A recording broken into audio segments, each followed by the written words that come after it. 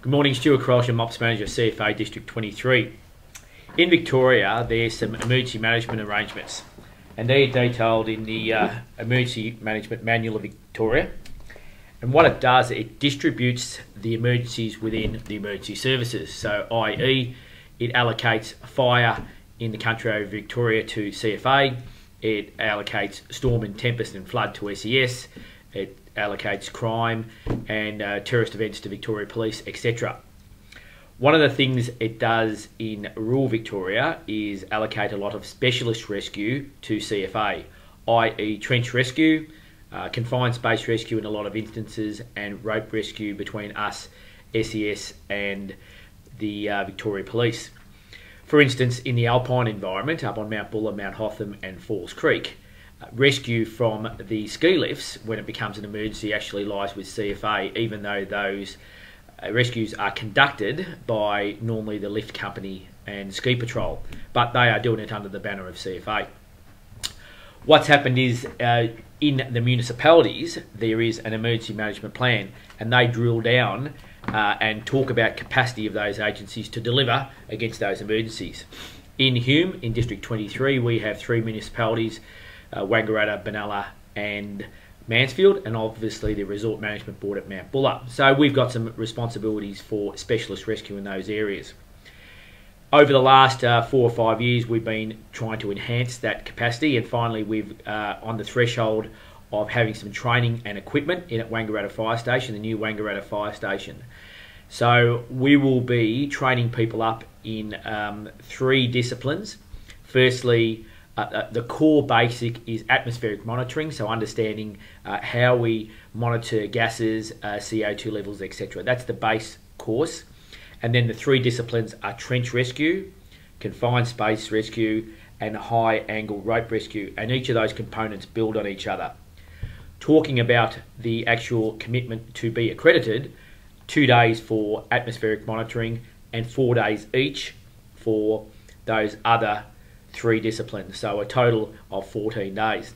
Skills maintenance annually, a couple of days, and it is a fairly intensive course.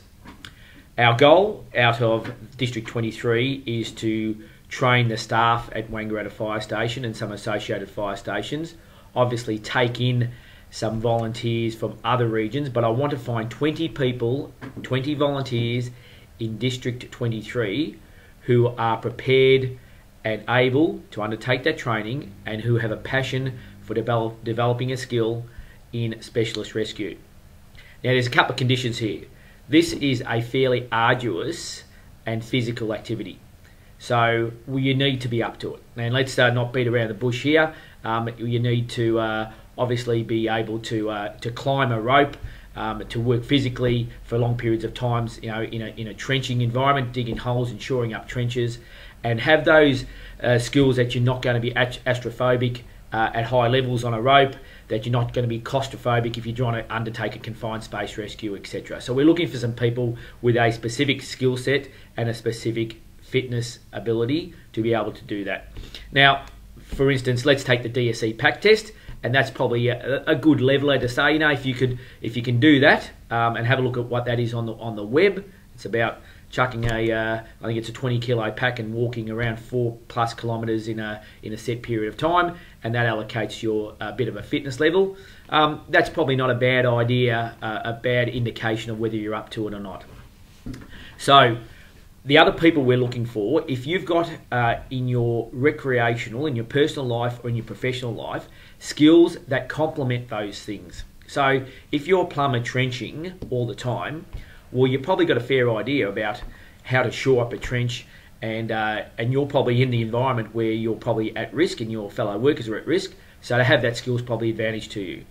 If you work for Northeast Water or another industry that requires a confined space entry permit, taking it that next level for confined space rescue is probably, you know, a fair idea, and you're continually maintaining your skills at your workplace. Also, if you're a recreational abseiler or have a skill for roping, maybe that's going to help you develop your skills and keep your skills over the period of time. So where do we go from here? By, let's say, the 18th of May, I need an expression of interest from you from email. And we will be communicating a lot via email. So unfortunately, you probably need access to an email. So whether that be, if you haven't got email or computer at home, that you go in and you log on to the one of the DivComs, one of our groups who have a computer, or you have someone else in your family who has a computer and an email address, set yourself an email address so we can communicate to backwards and forward to you. So by the 18th of May, I just need your name, an indication of why you were interested in this, and just a brief background on your skills that give you an advantage in this specialist arena. Dot point half a page, and what then we will do is get back to you, talk to you about an information session, bring the interested parties together, and then if we've got more, or irrespective, we'll go through a selection process and ensure that we get the right process for and people for this. Now, another thing, if you are along the track of crew leader, strike team leader, sector commander, DivCom, and want to go to incident controller roles, this is probably not for you. We want to tap into another group of people. So probably crew leader is probably your maximum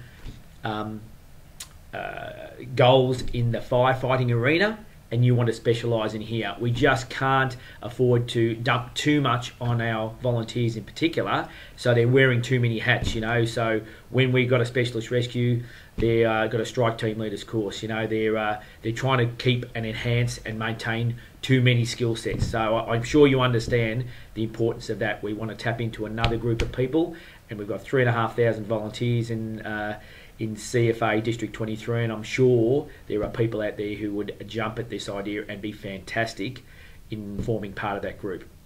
Okay, look forward to hearing from you. Thanks for your time.